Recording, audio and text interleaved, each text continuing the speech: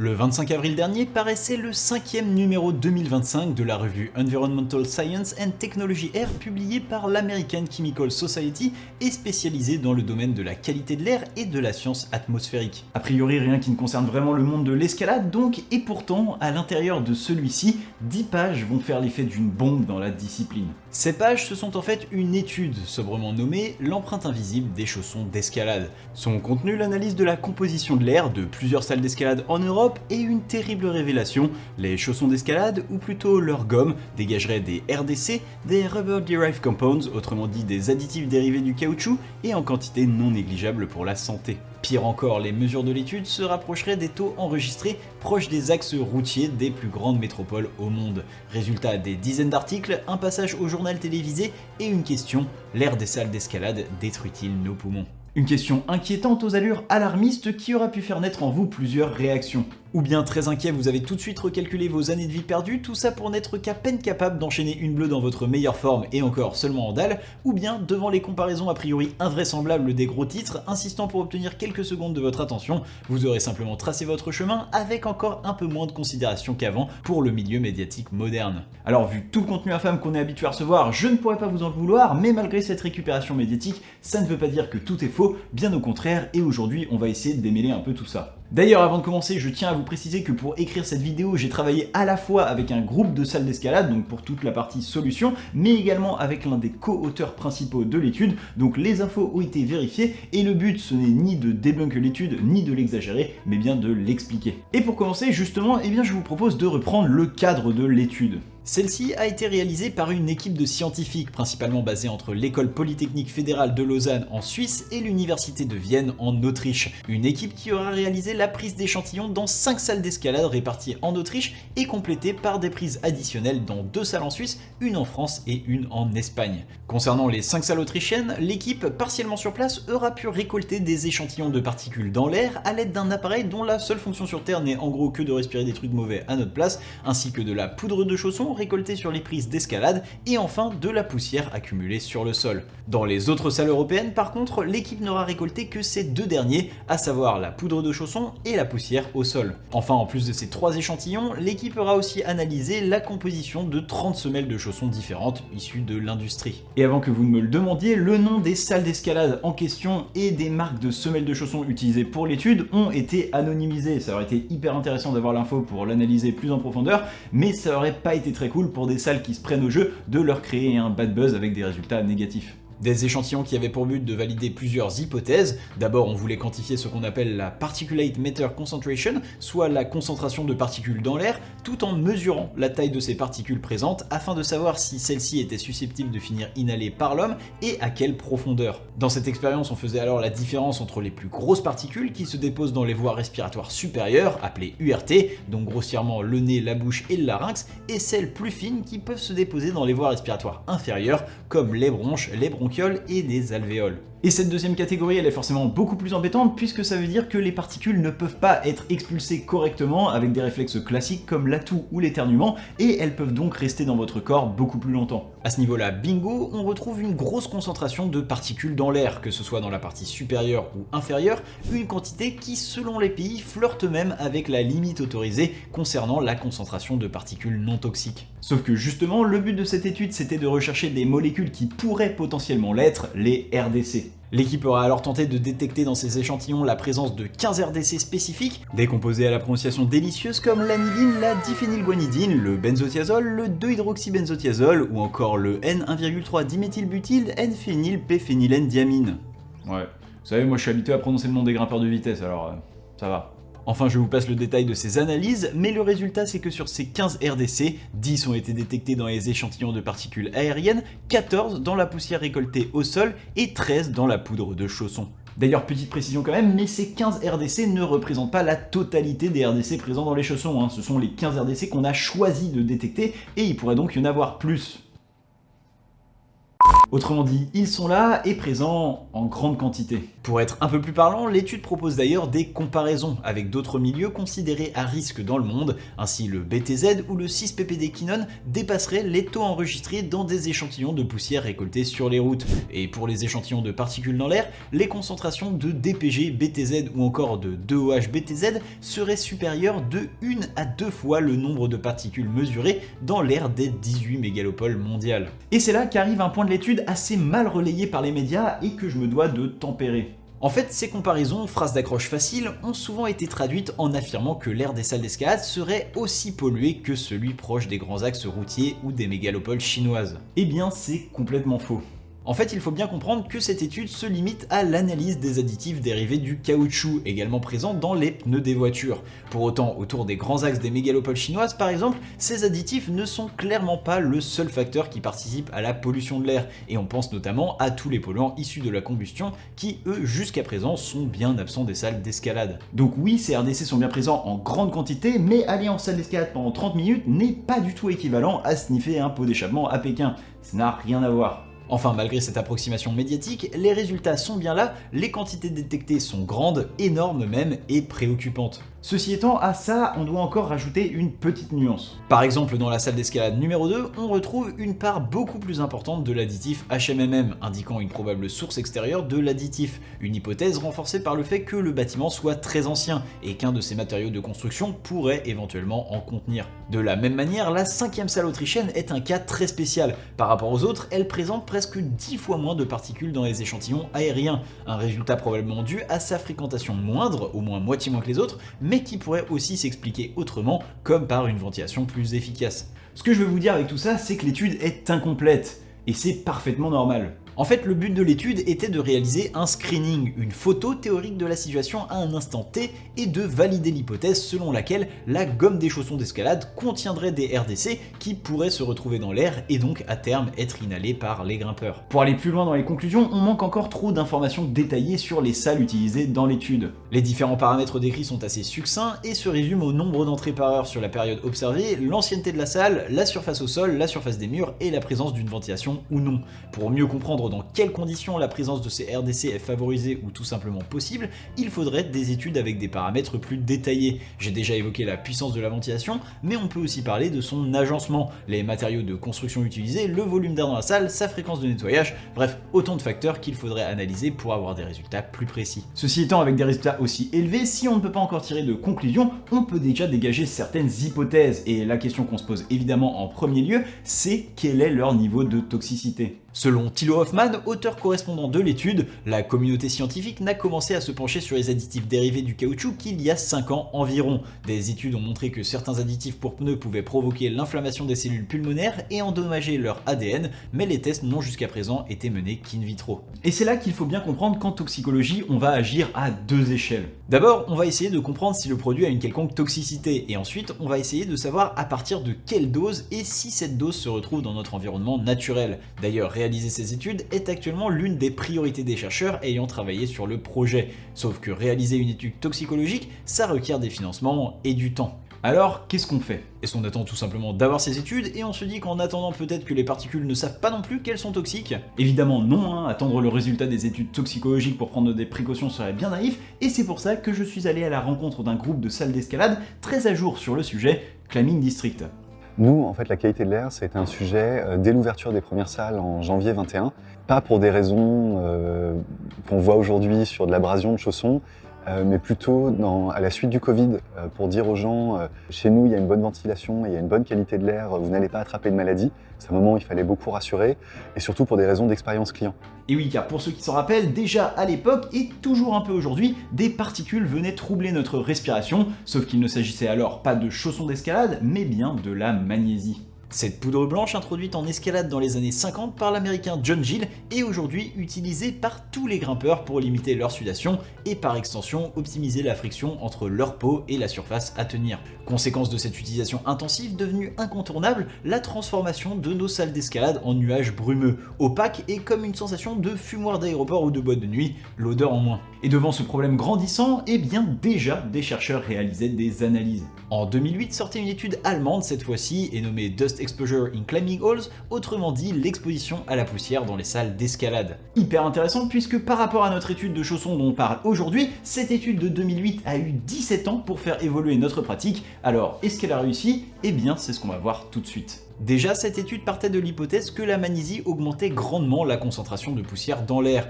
et comme celle d'aujourd'hui sur les chaussons d'escalade, voulait connaître le risque d'inhalation par l'homme. Sans surprise, on retrouvait donc un niveau de particules dans l'air très fort et proche de ceux présents dans différentes industries. Des niveaux encore inférieurs aux normes allemandes concernant la quantité de poussière limite présente dans l'air, mais tout de même supérieurs à ceux recommandés par le gouvernement allemand concernant les espaces en intérieur n'utilisant pas de substances dangereuses. Et justement, en parlant de substances dangereuses, eh bien là non plus, on n'a pas une idée exacte de l'impact de la magnésie sur l'organisme. La magnésie analysée dans cette étude est en fait un mélange entre du carbonate de magnésium et de l'hydroxyde de magnésium, appelé en anglais Magnesia alba. Et sur ce mélange, on n'a pas d'études toxicologiques précises. Par contre, aujourd'hui, la plupart des magnésies sont composées quasiment exclusivement de carbonate de magnésium, qui a lui déjà été désigné comme potentiel facteur de bronchite, emphysème pulmonaire, pneumoconiose, inflammation nasale et oculaire, fatigue et maux de tête. Bon, c'est des mots compliqués, mais globalement, vous l'aurez compris, c'est pas génial. Sauf que, encore une fois, tout ça dépend fortement de la durée d'exposition ou de la quantité inhalée.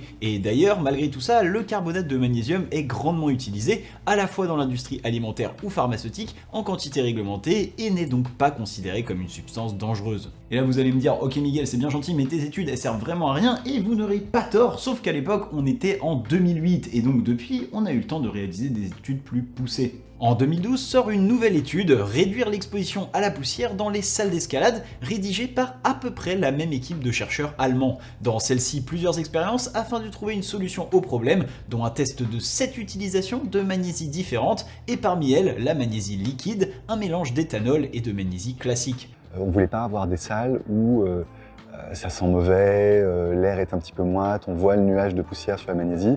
Donc ce qu'on a mis en place depuis le début, de façon assez basique, c'est uniquement de la magnésie liquide dans les salles. Les résultats sont alors sans appel. Sur les 7 utilisations de magnésie, 2 seulement réduisent significativement la diffusion de particules dans l'air, l'interdiction de magnésie ou la magnésie liquide. La suite vous la connaissez, et si en France on est précurseur sur l'interdiction de la magnésie classique en salle, eh bien d'autres pays ont de grandes difficultés à nous suivre, notamment à cause de grimpeurs récalcitrants dont j'ai longtemps fait partie, parce que oui, quand on voit la magnésie passer à 15 € en salle, on a du mal à se dire que c'est tout de suite bon pour notre santé. Supprimer la magnésie en salle, c'est donc en bonne voie, sauf que malheureusement, mélanger de l'éthanol avec n'importe lequel de vos problèmes ne le résout que rarement, et la plupart du temps, on finit juste par s'endormir sur un trottoir. Et je sais de quoi je parle. Pour trouver une solution transposable à la problématique des RDC, il faut donc s'intéresser à un levier plus général, la ventilation, ou comme on l'appelle dans le milieu, la centrale de traitement d'air.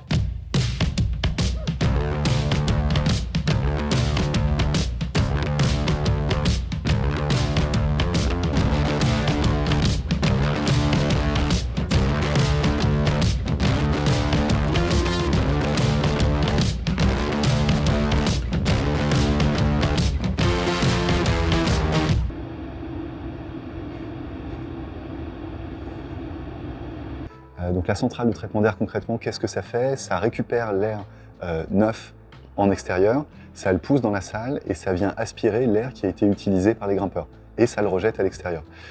Ces centrales de traitement d'air, nous on a une capacité installée qui est entre 20 et 25 000 m3 par heure dans chaque salle. Quand tu rapportes ça à un volume de piscine, ça fait un sacré volume. 20 000 m3. Alors, comme le dit Antoine dans l'interview, c'est l'équivalent de quelques piscines, mais comme l'humain a une capacité de projection digne d'un gland sans son chapeau, j'ai une meilleure comparaison à vous proposer. Dans cette étude de 2012 sur la magnésie, les chercheurs s'attardent justement sur la puissance de la ventilation dans les différentes salles et son impact sur la concentration de particules dans l'air. On retrouve alors 3 valeurs, dont celle qui nous intéresse de 8000 m3 par heure pour la salle de Regensburg, disposant d'une ventilation moderne de bon niveau pour l'époque. Dans cette dernière, une récolte d'échantillons aura été effectuée avec et sans la ventilation, et sans surprise, la concentration de particules dans l'air diminue entre 45 et 60% selon la taille des particules lorsque la ventilation est active. Alors bon, comme toutes les études citées précédemment, il faudrait faire cette expérience dans beaucoup plus de salles pour avoir des résultats parfaitement précis, mais c'est quand même assez logique et ça donne une bonne idée de l'impact qu'on peut avoir avec ces solutions simples. Écoute, la machine là, ça coûte c'est à peu près 160 000 € juste la machine. Et le système de gainage va coûter de l'ordre d'une quarantaine de milliers d'euros, donc on est sur un budget global de l'ordre de 200 000 euros. Le problème de la ventilation, c'est qu'elle reste très onéreuse et une salle en ayant déjà une ne pourra pas en changer du jour au lendemain. Mais heureusement, il y a des leviers dont on n'a pas encore parlé et qui sont beaucoup plus simples à mettre en place, comme par exemple le ménage. Nettoyage, pareil, nous c'est quelque chose qu'on fait de la même façon depuis le début, c'est-à-dire que les salles sont nettoyées tous les jours. Donc ça implique tous les espaces de vie, coworking, les toilettes, les douches, mais surtout les tapis qui vont être inspirés tous les jours. On peut le regarder autour. Ce qui arrive souvent dans les salles, c'est que tu vas avoir de la poussière qui s'accumule au pied des murs. Ici, c'est pas le cas et c'est quelque chose sur lequel on est vraiment drastique. Pourquoi c'est important? Parce que plus tu vas avoir de la poussière qui s'accumule, plus au moment des chutes des grimpeurs, ça va refaire de la poussière en suspension. Bon alors citer les bienfaits du ménage dans une salle d'escalade ça peut paraître évident, mais pour mieux le comprendre, on va revenir sur un point en particulier de l'étude sur les chaussons. Depuis sa parution, vous avez peut-être vu des articles mentionnant le 6-ppd, une molécule utilisée notamment pour éviter l'oxydation du caoutchouc et l'apparition de fissures. Et bien en fait, lorsqu'une molécule de 6-ppd est exposée à de l'ozone présente dans la composition de l'air, elle va se transformer en 6-ppd quinone, un composant tristement célèbre pour avoir provoqué la mort de nombreuses espèces de saumon aux États-Unis. L'étude, elle, a montré qu'après 4 heures d'exposition à de l'ozone, la quantité de 6-ppd diminuait drastiquement, démontrant une transformation en d'autres composants. Ceci étant, il faut garder en tête que ce test a été réalisé en laboratoire avec une quantité d'ozone bien supérieure à celle présente en salle d'escalade. Alors ça ne veut pas dire que la transformation n'opère pas en salle, elle a bien lieu, mais elle n'est pas instantanée et peut donc être évitée par un nettoyage très régulier de la salle pour éviter que les poussières n'y restent trop longtemps. Ce qui va jouer aussi là-dedans sur la poussière, c'est la présence de moquettes sur les matelas de réception. T'as deux solutions pour un matelas de réception en escalade, soit tu le laisses dans sa housse en PVC, soit tu l'habilles avec une moquette. S'il reste dans la housse en PVC, à chaque fois qu'un grimpeur va se réceptionner sur le tapis, tu vas avoir un effet pot de tambour et en fait la poussière va être à nouveau en suspension. Donc la moquette en fait va venir capturer la poussière et limiter sa diffusion quand il y a des réceptions. Et surtout, ça facilitera l'aspiration pour les équipes de ménage le matin. On a donc parlé de la ventilation et du ménage, deux solutions qui agissent sur la conséquence du problème, et si on en profitait pour résoudre la cause. Vous avez peut-être remarqué que si en début de vidéo j'ai parlé des différents échantillons récupérés dans les salles, je n'ai pas parlé des résultats concernant l'analyse des semelles de 30 chaussons d'escalade. Ah ouais, c'est vrai ça, pourquoi? Bon, je sais pas, un peu de rythme dans la vidéo, de l'inattendu, du suspense quoi. Enfin bref, sur les 30 semelles analysées, les auteurs de cette étude ont découvert des résultats très variables, avec certains chaussons contenant jusqu'à 1000 fois moins de RDC que d'autres. Allez, let's go, solution trouvée, bon bah on retourne tous à la salle d'escalade, on se fait un bon burger bio boulgour et quinoa, et tout ça, la conscience tranquille. Sauf que c'est plus compliqué que ça. Et oui, Jamy.